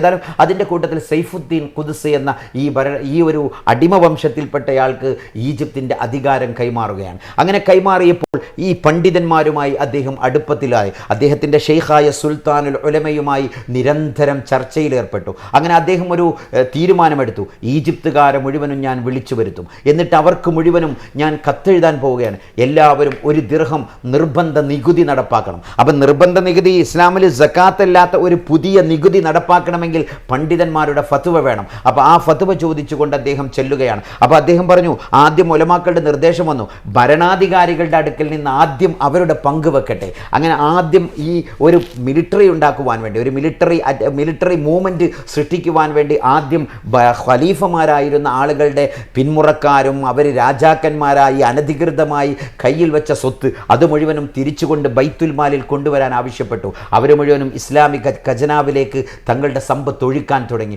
അതോടൊപ്പം കൃഷി നടത്തുന്നവർ, അവരുടെ ഹസാദുള്ളവർ, മറ്റെന്തെങ്കിലും വരുമാനമുള്ളവർ കൊഴുതെടുക്കുവാൻ എന്തെങ്കിലും ഉണ്ടെങ്കിൽ അത് മുഴുവനും ബൈത്തുൽ മാലിലേക്ക് വരണമെന്ന് പറഞ്ഞു. എല്ലാവർക്കും നിർബന്ധിത ജിസിയ ചുമത്തി അവരെല്ലാവരും വളരെ കൃത്യമായി അത് നിർവഹിച്ചു. അങ്ങനെ ബൈത്തുൽ മാല് സമ്പന്നമായി. ഈ സാമ്പത്തിക സ്ഥിതി ശരിയാക്കി സൈഫുദ്ദീൻ ഖുദ്സ് ഒരു ധീരമായ നിലപാടിന് തയ്യാറാവുകയാണ്. ആ സമയത്താണ് ഹോലാക്കോയുടെ ഒരു സന്ദേശവുമായി 4 പേർ ഈജിപ്തിലേക്ക്, കൈറോ നഗരത്തിലേക്ക്, സൈഫുദ്ദീൻ ഖുദ്സിൻ്റെ അടുക്കലേക്ക്. ഇസ്ലാമിക ചരിത്രത്തിലെ ശ്രദ്ധേയമായ ഒരു ലെറ്റർ ഉണ്ട്. മിൻ മലിക്കിൽ മുലൂക്കി ഷർഖൻ വഗർബ അൽ ഖാനുൽ ആലം ബിസ്മികല്ലാഹുമ്മ ബാസിത്തിൽ അർള് എന്നൊക്കെ പറഞ്ഞുകൊണ്ടൊരു കത്തെഴുതുകയാണ്. ഇദ്ദേഹം യഥാർത്ഥത്തിൽ മുസ്ലിം അല്ലെങ്കിലും അള്ളാഹുവിൻ്റെ പേരുപയോഗിച്ചുകൊണ്ടാണ്, ദൈവം എന്ന അർത്ഥത്തിൽ അദ്ദേഹം അള്ളാഹുവിൻ്റെ പേരുപയോഗിച്ചുകൊണ്ട് ഭീഷണിപ്പെടുത്തുകയാണ്. നിനക്കറിയുമോ നിന്റെ മംഗോളിയക്കാരുടെ കത്താണ്.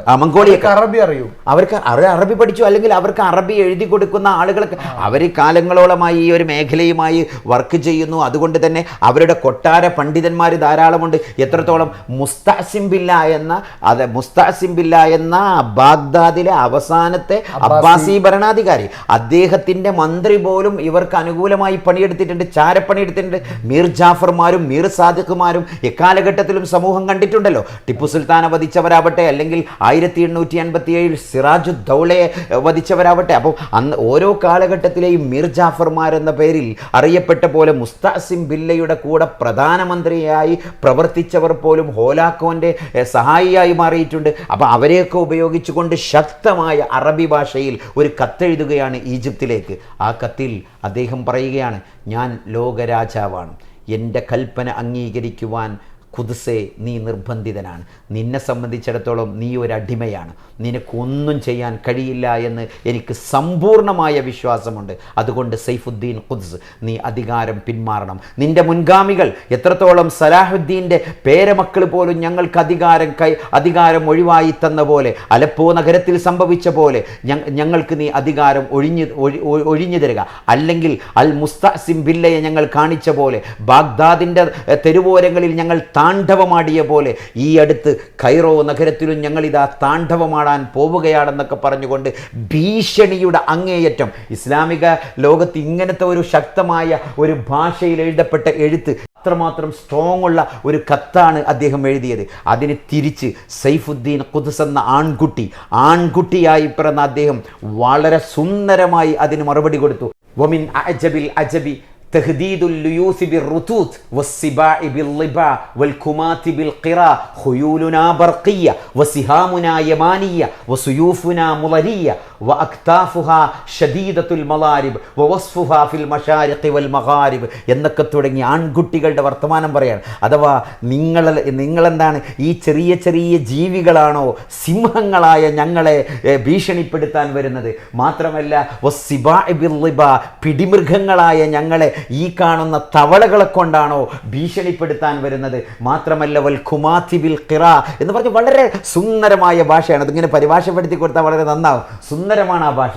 മാത്രമല്ല ഖുയൂലുന ബർഖിയ, ഞങ്ങളുടെ കുതിരകളുണ്ടല്ലോ അത് മിന്നൽ വേഗതയിൽ നടക്കാൻ ശക്തിയുള്ള കുതിരകളാണ്. മാത്രമല്ല വസിഹാമുന യമാനിയ, ഞങ്ങളുടെ അമ്പുകൾ അത് യമനി അമ്പുകളാണ്. അതുപോലെ വസുയൂഫുന മുളരിയ, ഞങ്ങളുടെ വാളുകളോ അത് മുളർ ഗോത്രക്കാരുടെ വാളുകൾ എന്ന പേരിൽ അറിയപ്പെട്ട വാളുകളാണ്. മാത്രമല്ല ഞങ്ങളുടെ അഭിമാനമോ രക്തമോ അത് ഈജിപ്ഷ്യൻ രക്തമാണ് എന്നൊക്കെ പറഞ്ഞുകൊണ്ട് ഒരുപാട് അഭിമാനം പറഞ്ഞുകൊണ്ട് വാളിന് വാളെന്ന രീതിയിൽ, അല്ലെങ്കിൽ വാക്കുപയറ്റുകൾക്കുള്ള യുദ്ധങ്ങൾക്ക് അതേ വാക്കുപയറ്റിൽ മറുപടി കൊടുത്തു.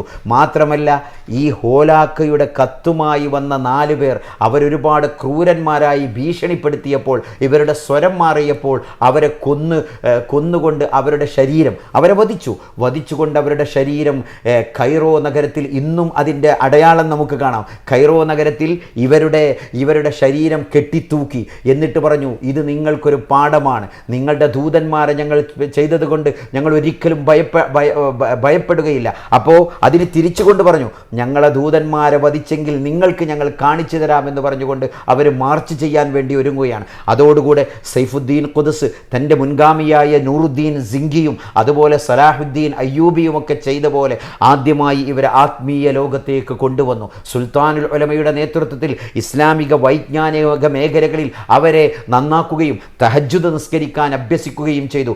രാത്രിയുടെ യാമങ്ങളിൽ എണീറ്റ് നിന്നുകൊണ്ട് സ്വന്തം കൂടാരങ്ങളിൽ വെളിച്ചം കത്തിച്ചുകൊണ്ട് നമസ്കാരം നിർവഹിക്കുവാനും തഹജ്ജുദ് നിസ്കരിച്ചുകൊണ്ട് പ്രാർത്ഥിക്കുവാനും ഇവർ സമയം കണ്ടെത്തി. അതോടുകൂടെ ഈ പടയോട്ടം അള്ളാഹുവിൻ്റെ മാർഗത്തിൽ ഒരു പരിശുദ്ധമായ റമദാൻ മാസത്തിൽ കൈറോ നഗരത്തിൽ നിന്ന് വളരെ കൃത്യമായി പുറപ്പെടാൻ തുടങ്ങിയാണ്. അൽ ഇസ് ഇബ്നു അബ്ദുസ്സലാമിൻ്റെ എല്ലാവിധ പിന്തുണയും ഇക്കാര്യത്തിൽ ഉണ്ടായിരുന്നു എന്ന് മാത്രമല്ല, 2 വിഭാഗമായി സൈന്യത്തെ വേർതിരിച്ചു സൈഫുദ്ദീൻ എന്ന്.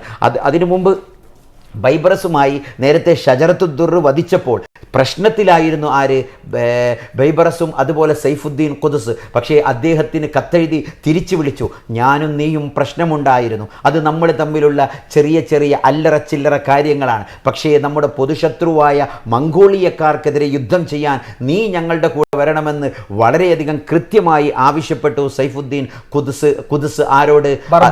ബർബറോസയോട്. അങ്ങനെ ബർബറോസ അതോടുകൂടെ ഇദ്ദേഹത്തിൻ്റെ കൂടെ ചേരുകയാണ്. അങ്ങനെ ഈ ബർബറോസയുടെ നേതൃത്വത്തിൽ ആദ്യം ഫിർഖത്തുൽ മൗത്ത്, മരണപ്പട എന്ന പേരിൽ ഒരു പടയുണ്ടാക്കുകയാണ്. അതിൻ്റെ പിൻനിരയിൽ മഹാനായ സൈഫുദ്ദീൻ ഖുദ്സ് ഈജിപ്തിലെ വലിയ ഒരു പട്ടാളവുമായി മാർച്ച് ചെയ്തു. എങ്ങോട്ട്? പാലസ്തീനിലേക്ക്. അങ്ങനെ സീനാ മരുഭൂമി താണ്ടിക്കൊണ്ട് നേരെ തബിരിയ തടാകവും കടന്ന് ഐന് ജാലൂത്തിൻ്റെ പരിസരത്തുള്ള ചെറിയ കുന്നിൽ, ആ സഹലിൻ്റെ ഏറ്റവും വലിയ പ്രത്യേകത ഒരു ചെറിയ കവാടമാണ്. സൈഫുദ്ദീൻ ഖുദ്സ് എന്ന ബുദ്ധിമാനായ നേതാവ് പറഞ്ഞു, നമുക്കൊന്നിച്ച് മാർച്ച് ചെയ്യാൻ പാടില്ല, കാരണം ആദ്യം ഈ ഒരു ചെറിയ സൈന്യത്തെ കാണണം, അത് ഫിർഖത്തുൽ മൗത്താണ്. അവരെ കാണുമ്പോൾ ഈ ശത്രു സൈന്യം വിചാരിക്കും ഇത്ര മാത്രമേ ഇവരുടെ സൈന്യമുള്ളൂ, അതുകൊണ്ട് അവർ വഞ്ചിതരാകും. അങ്ങനെ ആദ്യം ഈ ബർബറോസയുടെ നേതൃത്വത്തിൽ ചെന്ന സൈന്യം ഐനു ജാലൂത്തിൽ തമ്പടിച്ചു. അവരൊരു ഭാഗത്ത് നിന്നു. അങ്ങനെ കുതിരകൾ കടക്കാനുള്ള കുന്നുകൾക്കിടയിലൂടെയുള്ള വിടവിൻ്റെ ഭാഗത്ത് തമ്പടിച്ച വിഭാഗത്തിൻ്റെ അടുക്കലേക്ക് ഹോലാക്കയുടെ സൈന്യം അഖ്താബായിയുടെ നേതൃത്വത്തിൽ, ആരാണ് കോത്ബാഗ? ഹോലാക്കോ എന്ന ഭരണാധികാരിയുടെ ഏറ്റവും വിശ്വസ്തനായ പട്ടാളക്കാരനും ഏറ്റവും ഹുങ്കോടെയും ശക്തിയോടെയും പ്രവർത്തിക്കാൻ ശക്തിയുള്ളയാളാണ് കോത്ബായ്. അദ്ദേഹത്തിൻ്റെ നേതൃത്വത്തിലാണ് സൈഫുദ്ദീൻ ഖുദ്സിനെതിരെ യുദ്ധം ചെയ്യാൻ വേണ്ടി ഇവർ മാർച്ച് ചെയ്യുന്നത്. അങ്ങനെ 2 സൈന്യവും ഐനു ജാലൂത്തിൽ തമ്പടിച്ചു. സൈഫുദ്ദീൻ ഖുദ്സ് ഈ മലയുടെ മുകളിൽ നിന്ന് സഹിലിലേക്ക് അഥവാ താഴ്ന്ന ഭൂമിയിലേക്ക് കടക്കാനുള്ള കുന്നിൻ്റെ ഭാഗത്ത് തമ്പടിച്ചപ്പോൾ ഇത്ര മാത്രമേ മുസ്ലിം സൈന്യമുള്ളൂ എന്ന് കരുതി. സൈഫുദ്ദീൻ ഖുദ്സിൻ്റെ നേതൃത്വത്തിലുള്ള ആളുകൾ അവർ ബുർജിയ വിഭാഗത്തിൽപ്പെട്ടവരാണല്ലോ, അവർ കുന്നുകളിൽ കയറിക്കൊണ്ട് മെല്ലെ തമ്പടിച്ചുകൊണ്ട് പതിഞ്ഞിരുന്നു. അങ്ങനെ ആ സമയത്ത് കോത്ബായിയുടെ നേതൃത്വത്തിൽ വന്ന സൈന്യം അവർ ബർബറോസയുടെ സൈന്യത്തെ അതിക്രമിക്കാൻ വേണ്ടി ചാടി വന്നപ്പോൾ ആ സമയം വളരെ കൃത്യമായി ബർബറോസ കണ്ണുകളെ കൊണ്ട് ആംഗ്യം കാണിക്കുകയും സൈഫുദ്ദീൻ ഖുദ്സിൻ്റെ നേതൃത്വത്തിൽ മലമുകളിൽ നിന്ന് മലവെള്ളപ്പാച്ചിലിനെ പോലെ മുസ്ലിം സൈന്യം രംഗത്ത് വരികയും ചെയ്യുന്നു. പരിശുദ്ധമായ റമദാനിലെ നോമ്പനുഷ്ഠിച്ചുകൊണ്ട് വ്രതമനുഷ്ഠിച്ച് അള്ളാഹുവിലേക്ക് അടുത്ത ഈ വിഭാഗം പരിശുദ്ധമായ റമദാനിലെ ഒരു 25-ന്റെ അന്ന് ഐനു ജാലൂത്തിൽ വെച്ചുകൊണ്ട് ഹോലാക്കയുടെ മുഴുവൻ സൈന്യത്തെയും നാമാവശേഷമാക്കുകയും അവരെ ഒന്നുപോലും വകവെക്കാതെ അവർക്ക് പാഠം പഠിപ്പിക്കുകയും ചെയ്തു. എന്നാലോ ഇസ്ലാമിക ലോകത്തറിയപ്പെട്ട യുദ്ധത്തിൻ്റെ നീതിക്ക് ഒരിക്കൽ പോലും ഒരു ഭംഗവും വരാതെ വളരെ കൃത്യമായി മനുഷ്യത്വം പാലിച്ചു. അമ്പുകൾ പരസ്പരം പായാൻ തുടങ്ങി, കുതിരകൾ പരസ്പരം ചീറി പായാൻ തുടങ്ങി. ആ സന്ദർഭത്തിൽ കൃത്യമായ നിർദ്ദേശം സൈഫുദ്ദീൻ ഖുദ്സ് കൊടുത്തു. ഒരു നിലക്കും നിരപരാധിയായ ഒരാൾ ആക്രമിക്കാൻ പാടില്ല, വയസ്സന്മാരെ ആക്രമിക്കരുത്, അതുപോലെ പാതിരിമാർക്കെതിരെ നിങ്ങൾ ഒന്നും ചെയ്യാൻ പാടില്ല എന്ന് കൃത്യമായി നിർദ്ദേശം കൊടുത്തു. സ്ത്രീകളെയും പിഞ്ചോമന മക്കളെയും നിങ്ങൾ വധിക്കരുത്. ആ കൃത്യമായ നിയമങ്ങളും അള്ളാഹു അനുഷ്ഠിച്ച നീതിയുമൊക്കെ നടപ്പാക്കി യുദ്ധം ചെയ്തതോടുകൂടെ ഐൻ ജാലൂത്തിൽ ശത്രുപക്ഷത്തിൽ വന്ന ആളുകൾ മുഴുവനും അഷ്ഹദു അല്ലാ ഇലാഹ ഇല്ലല്ലാഹ് പറഞ്ഞുകൊണ്ട് പരിശുദ്ധ ഇസ്ലാമിൻ്റെ ശാദ്വല തീരത്തേക്ക് കടക്കുകയാണ്. അതോടുകൂടെ ഈ അക്രമത്തിൻ്റെയും അതുപോലെ തന്നെ ക്രൂരതയുടെയും പര്യായമാറി മാറിയ ചെങ്കിസ് ഖാൻ്റെ യുഗം അവസാനിക്കുകയും ഐനു ജാലൂത്ത് അവർക്കൊരു പാടത്തിൻ്റെയും അതുപോലെ നന്മയുടെ വീണ്ടെടുപ്പിൻ്റെയും ലോകമായി മാറി എന്ന് കാണാം. ഇസ്ലാമിക ലോകത്ത് ശ്രദ്ധേയമായ ഏറ്റവും വലിയൊരു യുദ്ധം ഏതാണെന്ന് ചോദിച്ചാൽ ബദർ, അത് ബദറുൽ കുബറയാണ്, നമുക്കറിയാം. അതുപോലെ യമാമ യുദ്ധം, അതുപോലെ ഖാദിസിയ യുദ്ധം, അതുപോലെ നമുക്കറിയാം യർമൂക്ക് യുദ്ധം. ഇങ്ങനെ പേരെടുത്ത് പറയപ്പെടുന്ന യുദ്ധങ്ങളുടെ കൂട്ടത്തിൽ വളരെ പ്രാധാന്യത്തോടെ ഇസ്ലാമിക ലോകം, കാരണം ലോകം ഇനി കാണാനില്ലാത്ത, ഇതുവരെ കണ്ട ഏറ്റവും വലിയ ക്രൂരതയെ അവസാനിപ്പിച്ച, അതിൻ്റെ വേരറുത്ത് മാറ്റിയ യുദ്ധമാണ് ഇവിടെ ഐനു ജാലൂത്ത് എന്ന ഈ സ്ഥലത്ത് വെച്ച് നടന്നത്. അതുകൊണ്ട് തന്നെ തീർച്ചയായും ആ ഒരു യുദ്ധത്തിന് ഒരുപാട് പാഠങ്ങളുണ്ട്. കൃത്യമായി ഇസ്ലാമിലേക്ക് മുസ്ലിം സമൂഹം വന്ന് അനീതിയിൽ നിന്ന് മാറിയപ്പോൾ അള്ളാഹു അവരെ സഹായിച്ചു എന്ന് വേണം ഐനു ജാലൂത്തിൽ നമ്മൾ പാഠം പഠിക്കാൻ. മാഷാ അല്ലാഹ്, ഉസ്താദ് ഇങ്ങനെ പറയുമ്പോൾ യുദ്ധ നിയമങ്ങൾ അനുസരിച്ചുകൊണ്ട് ചെയ്തതുകൊണ്ട് ഒരുപാട് ആളുകൾ ഇസ്ലാമിലേക്ക് വന്നെന്ന് പറയുമ്പോൾ എനിക്ക് പെട്ടെന്ന് ഓർമ്മ വന്നത്, ഇപ്പോഴും ഈ ഒരു പാലസ്തീൻ ഇസ്രായേൽ യുദ്ധം നടക്കുന്ന സമയത്തും UN-യുടെ യുദ്ധ നിയമങ്ങൾ പറയുന്ന സമയത്ത് ഈ UN പോലും യുദ്ധ നിയമങ്ങളെ പഠിക്കുന്നത്, കടമെടുക്കുന്നത് ഇസ്ലാമിൻ്റെ യുദ്ധ നിയമങ്ങളിൽ നിന്നാണ്. തീർച്ചയായിട്ടും ഖാരിസ് അസ്കരിയ എന്ന് പറഞ്ഞൊരു ഗ്രന്ഥമുണ്ട്, ഖാരിസ് അസ്കരിയ. അതുപോലെ തന്നെ ജമാലുദ്ദീൻ ഷംസിനെ കുറിച്ച് ഐനു ജാലൂത്തിൽ അദ്ദേഹത്തിൻ്റെ പടയോട്ടങ്ങളെക്കുറിച്ച് വിവരിക്കുന്ന ഭാഗങ്ങളൊക്കെ ഉണ്ട്. ഇതൊക്കെ വായിക്കുമ്പോൾ നമുക്ക് കൃത്യമായി ഫിർഖത്തുൽ മൗത്തും അതുപോലെ തന്നെ റുക്നുദ്ദീൻ ബൈബ്രസിൻ്റെ, നമ്മുടെ ഭാഷയിൽ പറഞ്ഞ ബർബറോസ എന്ന് പറയാം, ബർബറോസ ഇംഗ്ലീഷിൽ പറയുന്നത് മെഡിറ്ററേനിയൻ്റെ ചെന്നായ എന്ന ഓമനപ്പേരിൽ അറിയപ്പെട്ട ബർബറോസയും, അതുപോലെ തന്നെ സൈഫുദ്ദീൻ ഖുദ്സ് എന്ന പേരിനെ കുറിച്ചൊക്കെ നമ്മൾ പഠിക്കുമ്പോൾ ഒരുപാട് അർത്ഥങ്ങളിലേക്ക് നമ്മൾ ചെല്ലണം. ഏതായാലും അൽ കൽബുൽ മസ്ഊർ 1260 ഈ സംഭവം നടക്കുന്നത്, നമ്മൾ നേരത്തെ സൂചിപ്പിച്ചല്ലോ. അപ്പോൾ ചരിത്രത്തിൽ ഒരിക്കലും തുല്യതയില്ലാത്ത അല്ലെങ്കിൽ ഒരു നീതിയുടെ അധ്യായമായി വിലയിരുത്തപ്പെടുന്ന ഒരു യുദ്ധമായിരുന്നു ഐനു ജാലൂത്ത്. ഇൻ തൻസുറുല്ലാഹ യൻസുറുക്കും, നിങ്ങൾ അള്ളാഹുവിനെ സഹായിക്കുകയാണെങ്കിൽ അള്ളാഹു നിങ്ങളെയും സഹായിക്കും. വയുസബ്ബിത് അഖ്ദാമക്കും, നിങ്ങളുടെ പാദങ്ങൾ അവൻ സ്ഥിരപ്പെടുത്തുകയും ചെയ്യുമെന്ന പരിശുദ്ധ ഖുർആന്റെ ആയത്ത് വളരെ കൃത്യമായ രീതിയിൽ പഠിക്കാൻ കഴിയുന്ന ഒരു യുദ്ധം കൂടിയായിരുന്നു ഐനു ജാലൂത്ത്. ഉസ്താദ് പറഞ്ഞ പോലെ UN പോലും ഇസ്ലാമിൽ നിന്നാണ്. അപ്പോൾ അതുപോലെ തന്നെ ഉമർ അള്ളാഹുവിൻ്റെ കാലഘട്ടത്തിലായിരുന്നു ആദ്യമായിട്ട് ഈ ഒരു ശമ്പളം കൊടുത്തിട്ട് വിദ്യാഭ്യാസം കൊടുക്കാൻ തുടങ്ങുന്നുള്ളത്, ജയിൽ സിസ്റ്റം തുടങ്ങുന്നുള്ളത്. ഓരോ സ്ഥലങ്ങളിലും ജയിലിലെ ആളുകൾക്ക് ജോലി കൊടുക്കുന്നത്, അവരെ കൊണ്ട് ചപ്പാത്തി ഉണ്ടാക്കുന്നത് ഒക്കെ വളരെ കൃത്യമായി ഉമർ അള്ളാഹുവിന്റെ കാലഘട്ടം. ഓരോ നാട്ടിലും കാലിമാർ നിയമിച്ച് കോടതി സിസ്റ്റം കൊണ്ടുവരുന്നത്, പാലം തുടങ്ങി ഒരുപാട് ടാക്സ്, ചുങ്കമൊക്കെ.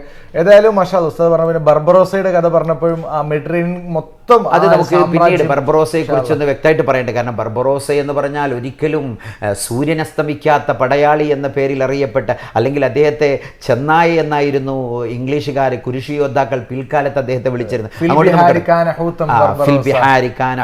ബർബറോസ എന്ന് അദ്ദേഹത്തെ കുറിച്ച് കവിതകൾ കാണാം. ബർബറോസയെ കുറിച്ച് അതെ അതെ അതെ, അത് നമുക്ക് ഇൻഷാ അല്ലാഹ് പിന്നീട് പറയാം. നമുക്ക് ഖിലാഫത്തിന്റെയും ആ ഒരു ശൃംഖല അങ്ങനെ തുടങ്ങുമ്പോൾ അതിന്റെ കൂട്ടത്തിൽ പറയാം. ഈ യുദ്ധത്തിൽ ഐനു ജാലൂത്തിൽ ഏറ്റവും വലിയൊരു മുദ്രാവാക്യം വാ ഇസ്ലാമ എന്നായിരുന്നു. വാ ഇസ്ലാമ, എൻ്റെ ഇസ്ലാം. സൈഫുദ്ദീൻ ഖുദ്സ് പറഞ്ഞതാണ്. അദ്ദേഹം പറഞ്ഞത് അല്ലാഹുമ്മ, അദ്ദേഹത്തിൻ്റെ പ്രാർത്ഥന തന്നെ, അല്ലാഹുമ്മ ഉൻസുർ അബ്ദക ഖുദ്സ്, അല്ലാഹുവേ നിൻ്റെ അബ്ദായ, നിൻ്റെ അടിമയായ, ഒന്നുമല്ലാത്ത എന്നെ, ഖുദ്സ് എന്ന ഈ അടിമയെ നീ സഹായിക്കണേ തമ്പുരാനെ. അങ്ങനെ ഞാനിതാ നിനക്ക് വേണ്ടി ആത്മാർത്ഥമായി പ്രവർത്തിക്കുന്നു, എൻ്റെ കൂടെയുള്ളവർക്ക് നീ റഹ്മത്ത് നൽകണേ എന്ന പ്രാർത്ഥന നടത്തിക്കൊണ്ട് അദ്ദേഹം പോകുമ്പോൾ അദ്ദേഹത്തിൻ്റെ ഏറ്റവും വലിയ മുദ്രാവാക്യം വാ ഇസ്ലാമ എന്നായിരുന്നു. കാരണം നമുക്കറിയാം പല യുദ്ധങ്ങളിലും വാ മുഹമ്മദ എന്ന് മുദ്രാവാക്യം വിളിച്ചിട്ടുണ്ട്. ഓ മുഹമ്മദ് റസൂലുള്ളാഹിയോട് ഇസ്തിഗാസ നടത്തിയിട്ടുണ്ട്. എന്ന പോലെ വാ ഇസ്ലാമ, അള്ളാഹുവേ എൻ്റെ ഇസ്ലാമിനെ നീ രക്ഷിക്കണേ എന്ന് വളരെ കൃത്യമായി പറയുകയും അതൊരു മുദ്രാവാക്യമായി ഉയർത്തിപ്പിടിച്ചുകൊണ്ട് പട്ടാളക്കാർ ഒരേ സ്വരത്തിൽ ഇദ്ദേഹം വാ ഇസ്ലാമ എന്ന് വിളിച്ചു പറയുമ്പോൾ കൂട്ടത്തിലുള്ള ലക്ഷക്കണക്കിന് പടയാളികൾ ഒന്നിച്ച് ഒരേ സ്വരത്തിൽ ഒരേ ശബ്ദത്തിൽ പറയുമായിരുന്നു വാ ഇസ്ലാമ. അതായിരുന്നു ഈ ഐനു ജാലൂത്തിന്റെ ഏറ്റവും നല്ല മുദ്രാവാക്യം. മാഷാ അല്ലാഹ്. അതായത് ഉസ്താദ് ബദർ യുദ്ധം പോലെ തന്നെ റമദാനിൽ നടന്ന ഒരു യുദ്ധമാണ് ഐനു ജാലൂത്ത് എന്ന് പറഞ്ഞത്. അപ്പോൾ എനിക്ക് പെട്ടെന്ന് ഓർമ്മ വന്നത് ബദറിന്റെ അതേ ദിവസമായിരുന്നല്ലോ പേർഷ്യക്കാരെ തീർച്ചയായിട്ടും ആയത്തിൽ പറയുന്നത് അള്ളാഹുവിന്റെ സഹായം വരും എന്ന് പറഞ്ഞ രണ്ടും വളരെ കൃത്യമായി അർത്ഥത്തിലുണ്ട്. ഒന്ന് ബദരീങ്ങൾ അള്ളാഹുവിന്റെ സഹായം വന്നു, അതേപോലെ അതൊരു നിമിത്തമായിരിക്കാം. ഏതായാലും അതൊക്കെ അത്ര പല സംഭവങ്ങളും. ഐന് ജാലൂത്ത് ഇസ്ലാമിക ചരിത്രത്തിൽ ഇത്രത്തോളം സ്ഥാനമുള്ള ഒരു യുദ്ധം ഉണ്ടോ എന്ന് പോലെ അതിൻ്റെ ഭൗതിക തലത്തിൽ പരിശുദ്ധ ഖുർആനിൽ പറഞ്ഞ ഒന്നാമത്തെ ഖസ്വത്തുൽ കുബ്ര ബദർ തന്നെയാണ്, ബദറുൽ കുബ്രയാണ്. അതാണല്ലേ യൗമൽ തഖൽ ജംആൻ എന്നൊക്കെ പറഞ്ഞ് ജബലുൽ മലായിക, നമ്മൾ ബദറിൽ പോയിരുന്നു, ബദറുൽ മലായിക മണൽക്കുന്നുകൾ. അപ്പോൾ അങ്ങനെയുള്ള സഹായങ്ങളുണ്ടെങ്കിൽ ഒരു ഭൗതിക രീതിയിൽ നോക്കുമ്പോൾ ഏറ്റവും നല്ലൊരു പടയോട്ടമായിട്ട് നമുക്ക് കാണുന്നത് ഐന് ജാലൂത്താണ്. അങ്ങനെയാണെങ്കിൽ ഏറ്റവും കൂടുതൽ അറിയപ്പെടേണ്ട ഒരു യുദ്ധമായിരുന്നു ഐൻ ജാലൂത്ത്. പിന്നെ എന്തുകൊണ്ടാണ് ചരിത്രത്തിൽ താരീഖിലൊന്നും അല്ലെങ്കിൽ ആളുകൾക്കിടയിലൊന്നും ഈ ഐൻ ജാലൂത്ത് അത്രയും പ്രശസ്തമാവാതെ പോയത്, അറിയപ്പെടാതെ പോയത് എന്തുകൊണ്ടാണ്? അതൊരു വേദനയുടെ കഥയാണ്. എന്തോ നമ്മുടെ സമൂഹം ചരിത്രം പഠിക്കുന്ന വിഷയത്തിൽ വളരെ പിന്നിലാണ്. വലിയ വലിയ കോളേജുകളിൽ പോലും വലിയ വലിയ വിദ്യാഭ്യാസം അഹാദീസുകളിലും പരിശുദ്ധ ഖുർആനിലും തഫ്സീറുകളിലുമൊക്കെ ഗവേഷണം നടത്തുന്ന സ്ഥലത്ത് പോലും താരീഖിൻ്റെ പ്രാധാന്യം നാമമാത്രമായി വരുന്നത് എന്നത് വലിയ വേദനയാണ്. അത് നമ്മുടെ നാട്ടിലൊക്കെയുള്ള സിലബസുകളിലൊക്കെ താരീഖിന് ഒന്നുകൂടി പ്രാധാന്യം കൽപ്പിക്കേണ്ടിയിരുന്നു എന്ന് തോന്നുകയാണ്. കാരണം ലാ യുസ്ലിഹു ആഖിറു ഹാദിഹിൽ ഉമ്മ, ഈ ഉമ്മത്തിൻ്റെ അവസാനത്തെ വിഭാഗം ഒരിക്കലും നന്നാവുകയില്ല ഇല്ലാ ബിമാ സലുഹ അവ്വലു, അവരുടെ മുൻഗാമികൾ നന്നായതുകൊണ്ടല്ലാതെ. പരിശുദ്ധ ഖുർആന്റെ 1/3 മൊത്തം ചരിത്രമാണ്. അപ്പോൾ ഈ ചരിത്രം പരിശുദ്ധ ഖുർആൻ ഇത്ര പ്രാധാന്യത്തോടെ പഠിപ്പിച്ചൊരു വിഷയമായിട്ടും നമ്മൾ നമ്മുടെ സമൂഹത്തിൻ്റെ കഥകൾ പഠിക്കുന്നതിലും ചരിത്രം പഠിക്കുന്നതിലും വളരെ പിശുക്ക് കാണിച്ചു എന്നതൊരു യാഥാർത്ഥ്യമാണ്. അപ്പോൾ നമുക്കാകെ റസൂലുള്ളാഹി സ്വല്ലല്ലാഹു അലൈഹി വസല്ലമയുടെ ചരിത്രം ഏറി വന്ന ഖുലഫാക്കളെക്കുറിച്ച് പേരിന് എന്തെങ്കിലും അവരുടെ വിപ്ലവത്തെക്കുറിച്ചോ നേട്ടങ്ങളെക്കുറിച്ചോ നമുക്കൊന്നും അറിയില്ല. ഇൻഷാ അല്ലാഹ് നമുക്കതൊക്കെ ചെയ്യണം, അള്ളാഹു അനുഗ്രഹിക്കട്ടെ. അപ്പോൾ ഇതൊന്നും അറിയില്ല. അതുകൊണ്ട് തന്നെ പിൽക്കാലത്ത് നടന്ന സംഭവങ്ങൾ ഒരുപാടുണ്ട്. ഇപ്പോൾ സലാഹുദ്ദീൻ അയ്യൂബിയുടെ, ഉമർ ബിൻ അബ്ദുൽ അസീസിൻ്റെ, ഇങ്ങനെ തുടങ്ങി ഒരുപാട് ഭരണാധികാരികളുടെ നന്മകൾ. അതുപോലെ ഈ ചരിത്രത്തിൽ കേവലം നന്മകൾ മാത്രമല്ല, നന്മയോടൊപ്പം അവരുടെ തിന്മകളിൽ നിന്ന് പാഠം ഉൾക്കൊള്ളേണ്ടതും നന്മകളിൽ നിന്ന് ഗുണപാഠം ഉൾക്കൊണ്ട് കൂടുതൽ അതിൻ്റെ ഉപാസകരും വക്താക്കളുമായൊക്കെ മാറേണ്ടത് നമ്മെ അള്ളാഹു ഏൽപ്പിച്ച ഒരു ഉത്തരവാദിത്തമാണ്. അതുകൊണ്ട് കൃത്യമായി അത് പഠിക്കുകയും മനസ്സിലാക്കുകയൊക്കെ ചെയ്യണം. അതിന് ഈ സമൂഹം കാണിച്ച ഒരു അവജ്ഞയാണ്, അല്ലെങ്കിൽ അതിൽ നിന്ന് മാറി നിന്നതാണ് ഇവിടെ നടന്ന അപകടമെന്ന് നാം മനസ്സിലാക്കണം. അപ്പോൾ ചരിത്രം എന്തുകൊണ്ട് ഐന് ജാലൂത്തിനെ പോലെ ഇത്രയും സുപ്രസിദ്ധമായൊരു യുദ്ധത്തെക്കുറിച്ച് അറിയാത്തത് എന്തുകൊണ്ടെന്ന് ചോദിച്ചാൽ, വസമാനേ മെ മുഅസ്സസ്ത മുസൽമാന ഹോക്കർ, ആ കാലഘട്ടത്തിൽ മുസ്ലിങ്ങളായതുകൊണ്ട് അവർക്ക് ഇസ്സത്തുണ്ടായിരുന്നു. ആ ഇസ്സത്തിനെ കുറിച്ച് പഠിക്കാൻ പോലും നമ്മൾ തയ്യാറായില്ല എന്ന കാര്യം വേദനയോടെ പലരും പറയാറുണ്ട്. നമ്മുടെ അസ്ലാഫ് സുറയ്യ നക്ഷത്രത്തിൻ്റെ ഉച്ചിയിൽ ജീവിക്കാൻ അവർക്ക് സാധിച്ചെങ്കിൽ ആ അസ്ലാഫിൻ്റെ പിന്മുറക്കാരായി വന്ന ഈ ഖലഫുകൾ, നമ്മുടെ ഈ പിന്മുറക്കാർ, അവർക്ക് അതിൻ്റെ പാലപാഠം പഠിക്കുന്ന വിഷയത്തിൽ പോലും അവരെക്കുറിച്ച് പഠിക്കാൻ പോലും നമ്മൾ തയ്യാറായില്ല എന്ന് മാത്രമേ നമുക്ക് അതിനെക്കുറിച്ച് വിലപിക്കാൻ പറ്റുള്ളൂ. ഇൻഷാ അല്ലാഹ് നമ്മുടെ ഈ ഒരു ഉദ്യമം തുടരുകയും ഈ ഒരു ചരിത്ര പഠനവും ചരിത്ര അധ്യാപനങ്ങളുമൊക്കെ നമ്മുടെ ഈ ചാനലുകളിൽ തുടരുന്നത് ഏറെ ഉപകാരമായിരിക്കുമെന്ന് തോന്നുന്നു. തീർച്ചയായിട്ടും നമുക്ക് എല്ലാ ചരിത്രങ്ങളും പറയണം. ഈ ചരിത്രം ഞാൻ മനസ്സിലാക്കുന്നതിൻ്റെ സാധ്യത കേവലം ഒരു ഇസ്ലാം എന്നതിന് പകരം ലോക ചരിത്രത്തിൽ തന്നെ ഏറ്റവും വലിയൊരു പങ്കുവഹിച്ച സംഭവമാണ് ഇസ്ലാമിക പ്രീ ഇസ്ലാമിക് അറേബ്യ ആണെങ്കിലും അതിനുശേഷം ലോക ചരിത്രം. ഇപ്പൊ നമ്മൾ നോക്കുകയാണെങ്കിൽ അമേരിക്കയുടെ ചരിത്രം തുടങ്ങുന്നത് തന്നെ 1500-കൾക്ക് ശേഷമാണ്. അതിനു മുമ്പ് ലോക ഭൂപടത്തിൽ അമേരിക്ക എന്നൊരു ഭൂഖണ്ഡം തന്നെ ഇല്ല. അപ്പോൾ ഏതായാലും ഇത്രയും പ്രതാപമുണ്ടായ ജ്വലിക്കുന്ന ഓർമ്മകൾ സമ്മാനിച്ച സ്പെയിൻ 8 നൂറ്റാണ്ട് കാലം മുസ്ലിം ഭരണാധികാരികളായിരുന്നു. അതുപോലെ തന്നെ നമ്മൾ നേരത്തെ കുരിശുപോരിനെ പറ്റി പറയുമ്പോഴൊക്കെ അവരുടെ ഇൻക്വിസിഷൻ, സ്പാനിഷ് ഇൻക്വിസിഷൻ, അതുപോലെ ഫ്രഞ്ച് ഇൻക്വിസിഷൻ, അങ്ങനെ ചരിത്രത്തിൽ ഒരുപാട് ഇൻക്വിസിഷനുകൾ നടത്തിയിട്ടുണ്ട്. അതായത് മനുഷ്യനെ ജീവനോടെ കൊല്ലുന്ന സമ്പ്രദായം, തീയിലേക്ക് ഇട്ടുകൊണ്ടും അതുപോലെ വാളിൽ തലമുഖ നേരെ മുറിക്കുന്നതും, അങ്ങനെ ഒരുപാട്. അതായത് അത് നിർബന്ധിത മതപരിവർത്തനത്തിന്റെ പേരിലായിരുന്നു അന്ന് സ്പെയിനിലേക്ക് അതുപോലെ തന്നെ എത്രയോ ജനസോയിഡുകളും ഒക്കെ ലോകം ആയ സംഭവങ്ങളാണ്. അപ്പോൾ ഇതൊക്കെ നമ്മൾ ശരിക്കും പഠിച്ചിട്ട് നമ്മുടെ പ്രപിതാക്കളുടെ നന്മകൾ, എല്ലാ ഹൈറുകളും നമ്മുടെ മുൻഗാമികളെ പിൻപറ്റുന്നതിലാണ്. വകുല്ലു ഷർരിൻ ഫിബ്തിദാഇ മൻഖലഫ്, എല്ലാ ഷർറുകളും ഉള്ളത് നമ്മുടെ ഈ പിന്മുറക്കാരുണ്ടാക്കിയ ബിദ്അത്തുകളിലാണ്. ഇന്ന് നമ്മളെന്താണ് ഒരു കാര്യം, ഇപ്പോൾ സൈഫുദ്ദീൻ ഖുദ്സിൻ്റെ ആ ഒരു സംഭവം പറഞ്ഞപ്പോൾ തന്നെ നമ്മൾ പറഞ്ഞല്ലോ, പരസ്പരം അനൈക്യത്തിൽ കടന്ന ആളുകൾ ആദ്യം യോജിപ്പിലെത്തുകയാണ്. അതുകൊണ്ട് നമ്മൾ ഐക്യപ്പെടണം, സമൂഹം ഐക്യപ്പെടണം. നമ്മളിപ്പോഴും ഷജറയും ഹജറയും പറഞ്ഞുകൊണ്ട് അല്ലെങ്കിൽ സംഘങ്ങളായിക്കൊണ്ട് വേർതിരിഞ്ഞ് ഇതര കക്ഷികളായി പരസ്പരം അടിക്കുകയും പരസ്പരം വേർതിരിയുകയും ചെയ്യുന്ന ഈ ഒരു അവസ്ഥയിലെത്തുമ്പോൾ നമ്മളെ ഉള്ള ഇസ്സത്തും ഉള്ള പ്രതാപവും നമുക്ക് നഷ്ടപ്പെടും. അപ്പോൾ അതിന് ജാലൂത്ത് നമുക്ക് നൽകുന്ന ഏറ്റവും വലിയൊരു പാഠവും അതാണ്. ഈ കക്ഷിത്വവും ഈ ഒരു വേർതിരിവും ഈ ഫിത്നകളും ഈ ഉൾപ്പോരുകളുമൊക്കെ മാറ്റിക്കൊണ്ട് നാം നന്മയ്ക്ക് വേണ്ടി ഐക്യപ്പെട്ടാൽ അള്ളാഹുവിൻ്റെ സഹായമുണ്ടാകും. അപ്പോൾ ഒരു മോഡിയും ഉണ്ടാവില്ല, ഒരു ഫാസിസ്റ്റും ഉണ്ടാവില്ല എന്ന് താങ്കളുടെ ചോദ്യത്തിൻ്റെ ആദ്യ ഭാഗത്ത് സൂചിപ്പിച്ച പോലെ നമുക്കതാണ് ഉത്തരം പറയാനുള്ളത്. അള്ളാഹു അനുഗ്രഹിക്കണം. ഏതൊരു കഥ കേട്ട് കഴിയുമ്പോഴും അവസാനം മോറൽ ഓഫ് ദ സ്റ്റോറി എന്ന് പറയുമ്പോൾ ഈ മോറൽ ഓഫ് ദ വീഡിയോ, ഇതിന്റെ ഈ ഒരു സന്ദേശം എന്ന് പറഞ്ഞാൽ ഐക്യമാണ് പ്രധാനം. അന്ന് നമുക്ക് ആ ഒരു ചരിത്രത്തിലൊക്കെ പാഠം ഉൾക്കൊള്ളാനുള്ളത് ഐക്യമില്ലാത്തത് കൊണ്ടാണ് എല്ലാ തകർച്ചയും ഉണ്ടായത്. ഐക്യമില്ലാത്തത് കൊണ്ട് അള്ളാഹു നമ്മെ പാഠം പഠിപ്പിച്ചു. ഐക്യം തിരിച്ചു കൊണ്ടുവരാൻ സന്നദ്ധത പ്രകടിപ്പിച്ചപ്പോഴേക്ക് എന്ത് വന്നു? അള്ളാഹു നമ്മെ വിജയിപ്പിച്ചു. ഈ ഒരു പാഠം നാം പഠിക്കണം. ഒന്ന് ഐക്യം, അതുപോലെ ഇസ്ലാമിലേക്ക് മടങ്ങുക.